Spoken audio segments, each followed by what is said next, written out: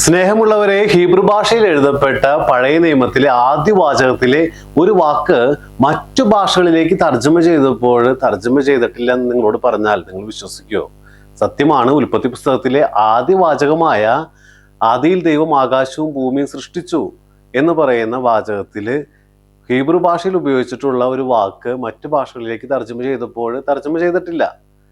ഇന്ന് നമ്മൾ കാണാൻ പോകുന്നത് ആ വാക്കാണ് ഏത്ത് എന്ന് പറയുന്ന വാക്ക്. എന്തുകൊണ്ടാണ് ഈ വാക്ക് മറ്റു ഭാഷകളിലേക്ക് തർജ്ജമ ചെയ്യാതിരുന്നത് ചോദിച്ചിട്ടുണ്ടെങ്കിൽ ഈ വാക്കിന് പ്രത്യേകിച്ച് യാതൊരു അർത്ഥവും ഇല്ല എന്നുള്ളതാണ്. പിന്നെ എന്തിന് ഈ വാക്ക് ഈ സെന്റൻസിൽ ഉപയോഗിച്ച് എന്നൊരു ചോദ്യം വരാം. അതിനുള്ള കാരണം ഇതാണ്. ഹീബ്രു ഭാഷയിലെ ക്രിയയുടെ ഡയറക്റ്റ് ആയിട്ടുള്ള ഒബ്ജക്റ്റിനെ സൂചിപ്പിക്കുന്നതിന് വേണ്ടിയിട്ടാണ് ഈ ഏത്ത് എന്ന് പറയുന്ന വാക്ക് ഉപയോഗിക്കുന്നത്.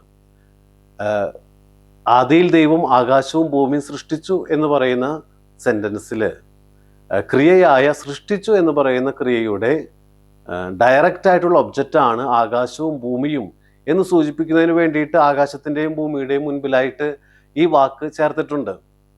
എന്തുകൊണ്ടാണ് ഗ്രന്ഥകർത്താവ് പ്രത്യേകമായിട്ട് ഈ വാക്ക് ചേർത്തിരിക്കുന്നതെന്ന് ചോദിച്ചിട്ടുണ്ടെങ്കിൽ ഈ പ്രപഞ്ചത്തിൻ്റെ മുഴുവൻ, ആകാശത്തിൻ്റെ ആകട്ടെ ഭൂമിയുടേതാകട്ടെ സ്വർഗത്തിൻ്റെതാകട്ടെ, ഇതിൻ്റെ മുഴുവൻ സൃഷ്ടാവ് ദൈവമാണെന്ന് സൂചിപ്പിക്കുന്നതിന് വേണ്ടിയിട്ടാണ്. ഈ ഭൂമി നമ്മുടേതാണ് എന്നുള്ളൊരു ചിന്തയിൽ നമ്മൾ ഈ ഭൂമിക്ക് ഹാനികരമായിട്ടുള്ള രീതിയിലുള്ള കാര്യങ്ങളൊക്കെ ചെയ്യുന്നുണ്ട്. നമുക്ക് ഭൂമിയെ സംരക്ഷിക്കുന്നതിനും വളർത്തുന്നതിനും വേണ്ടിയിട്ട് പരിശ്രമിക്കാം. ദൈവം എല്ലാവരെയും സമൃദ്ധമായിട്ട് അനുഗ്രഹിക്കും.